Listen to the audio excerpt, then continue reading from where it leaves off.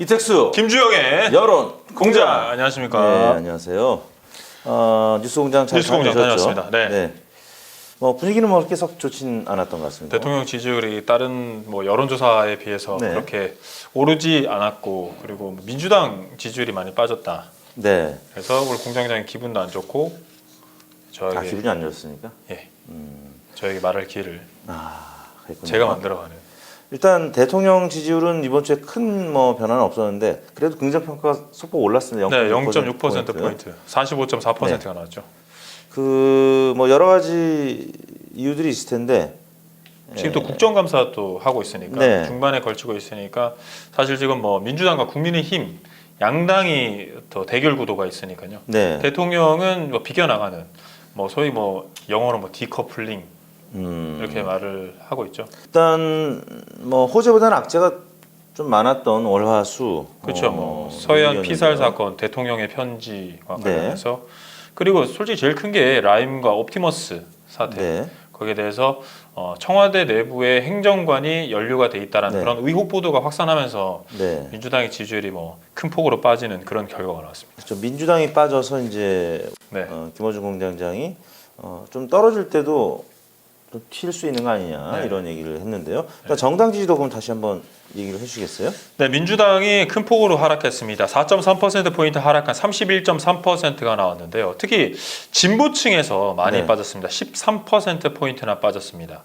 이게 아까 말씀드렸듯이 라임 옵티머스 네. 의혹이 청와대 행정관의 어떤 의혹과 그리고 여당의 핵심 인물들이 거론되면서 의혹입니다. 의혹 관련된 보도가 확산하면서 지지율이 빠졌는데 특히 진보층이 많이 빠졌잖아요.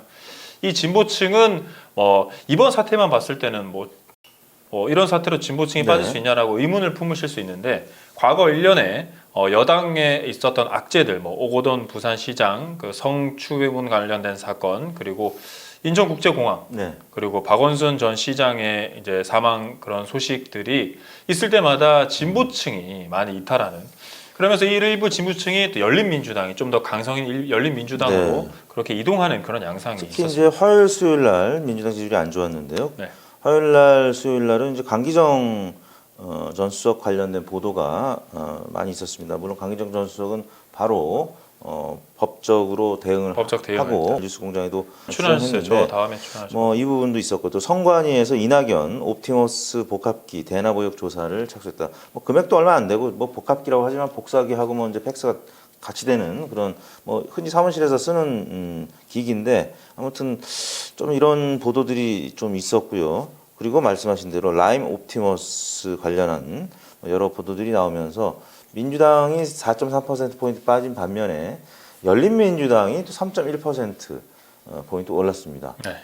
지금 열린민주당 측에서는 김성애 대변인이 리얼미터 주중 동향이 나가고 나서 CBS 노컷 뉴스와의 인터뷰를 했는데 고위 공직자 범죄 수사처 설치 등 개혁 과제 해결에 지지부진한 민주당 실망한 지지자들께서 지금 과감한 목소리를 내고 있는 열린민주당 지지로 다소 돌아선 것으로 보인다 이렇게 얘기했습니다.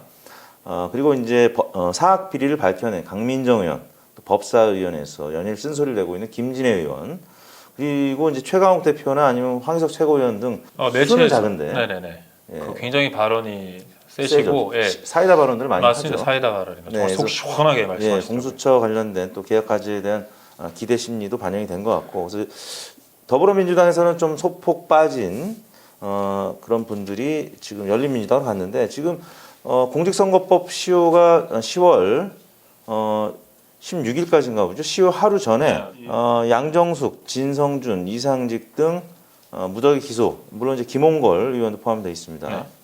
뭐 이런 부분들도 민주당에는 다 이제 이분들의 또 다수는 탈당을 해서 무소속으로 지금 가 있는데 뭐 이런 부분도 도덕성과 좀 관련된 부분들이어서 라임 또 옵티머스 마찬가지죠. 그래서 빠진 지지율이 국민의힘으로는 그렇게 많이 안 가네요. 1.3%포인트만 올랐고 열린민주당이 4.3%포인트가 민주당에서 빠졌는데 열린민주당이 3.1%포인트 오른.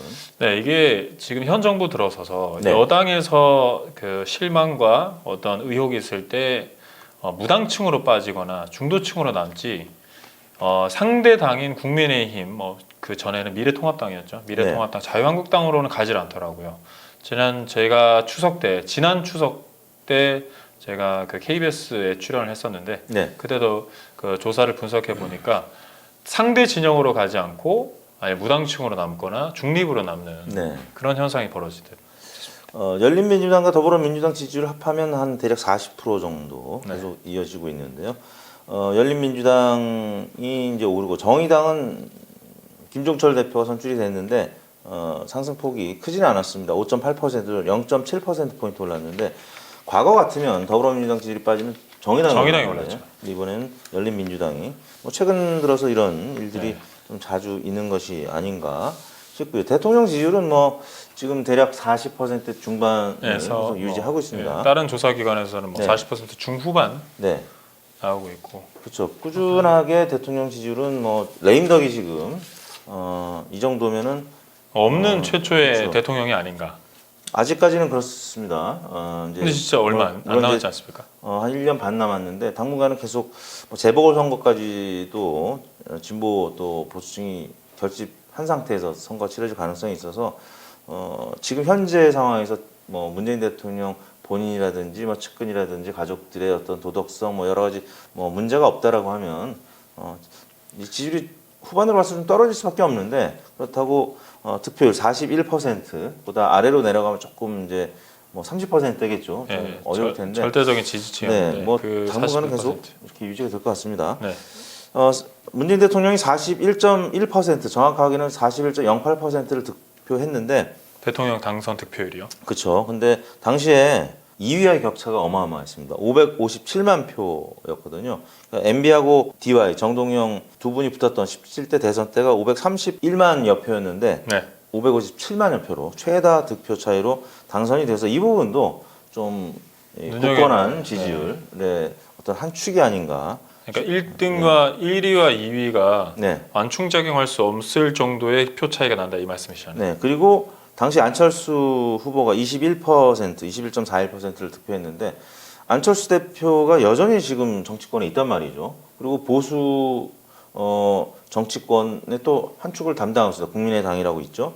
그러다 보니까 보수가 지금 여전히 통합하지 못한 상태가 근데 그래서 홍준표 의원이 안철수 그 대표께도 같이 이렇게 통합을 하자라고 제안도 하고 그러고 있는 상황인데 여전히 뭐 잘 합이 맞지 않는 상황인 것 같습니다. 그러게 말입니다. 그래서 국민의당 또 안철수 대표의 존재 때문에 지난 대선 때의 분위기가 좀 보수 쪽이 흩어져 분열돼 있었던 그런 상황이 계속 이어지다 보니까 여전히 문재인 대통령이나 민주당 지지율이 40%선 안팎을 유지하고 있는 것이 아닌가 생각이 들고요. 국민의힘과 국민의당 두 당이 합당을 하면 국민의힘당입니까? 뭐 또 이름을 바꾸겠죠.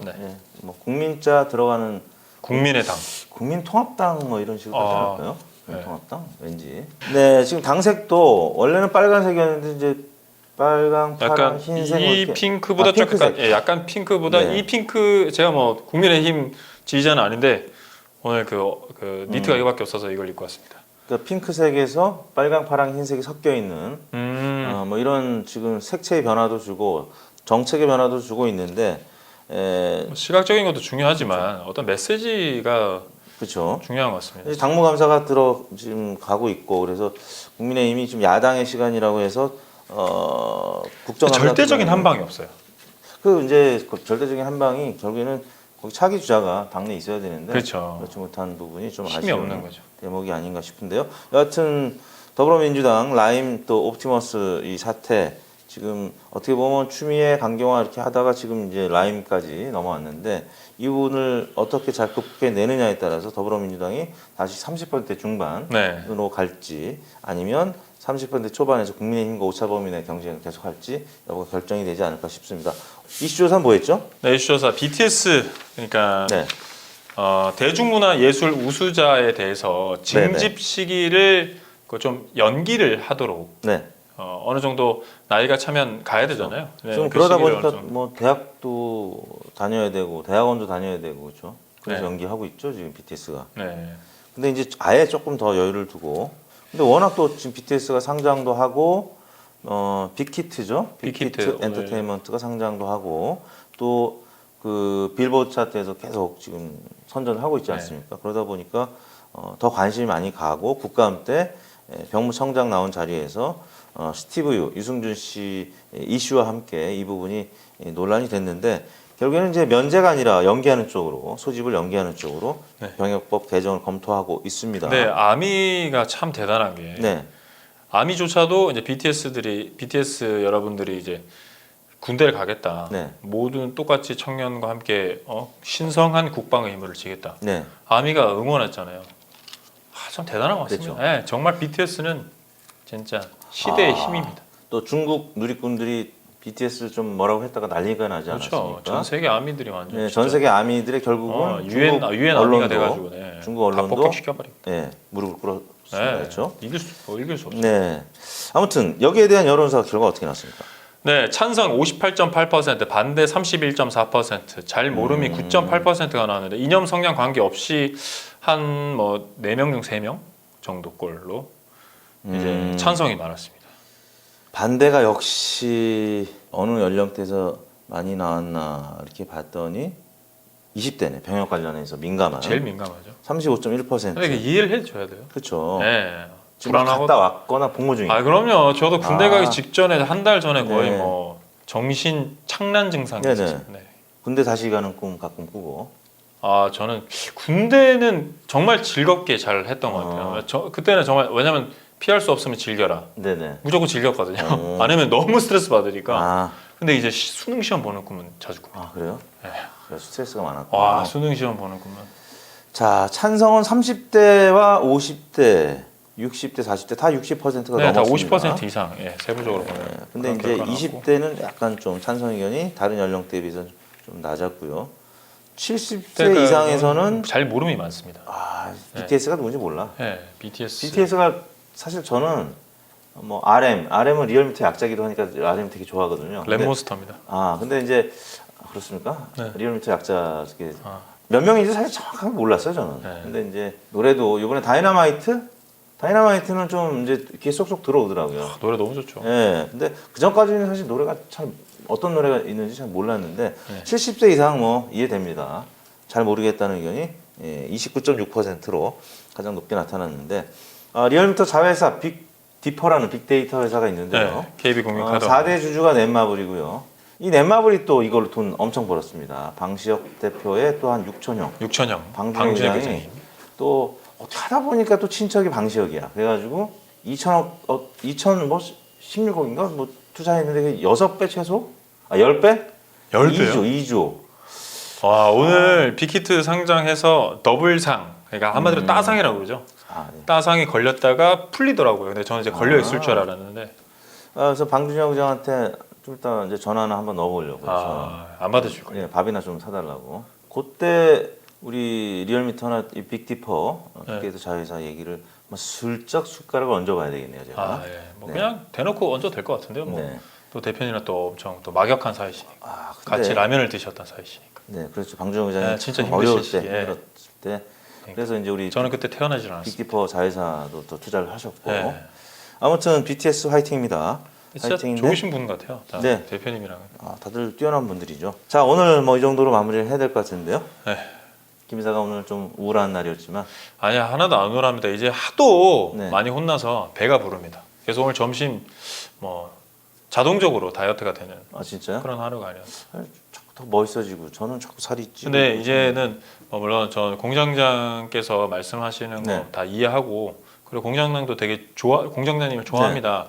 하지만 이제 저희는 이제 저희 조사를 다 발표를 해야 되니까 네. 앞으로 좀 더 공장장님 말씀하시는 거를 죄송하지만 조금이라도 끊어가면서 저희 네. 조사 분석을 다 얘기하는 그런 방송이 되겠습니다. 공장장 얘기가 나왔으니까 아까 이제 방송 시간에 뭐 국감이 맹탕이라고 하는데 왜 이게 민주당 지지율이 떨어졌냐 근데 아까 이제 보수 언론하고 민주당이 싸우고 있거든요. 네. 그러니까 국민의힘과 민주당 싸움보다는 지금 보수 언론하고 지금 민주당이 싸우는 과정에서 그러다 보니까 국민의힘은 좀 상승폭이 크진 않았고 민주당 지지율이 좀 빠졌는데 그 빠진 층이 또 무당층이 아니라 열린민주당으로 가는 그래서 이게 물론 표본 오차 내에서 조금 이제 튀었을 가능성도 분명히 있는데요.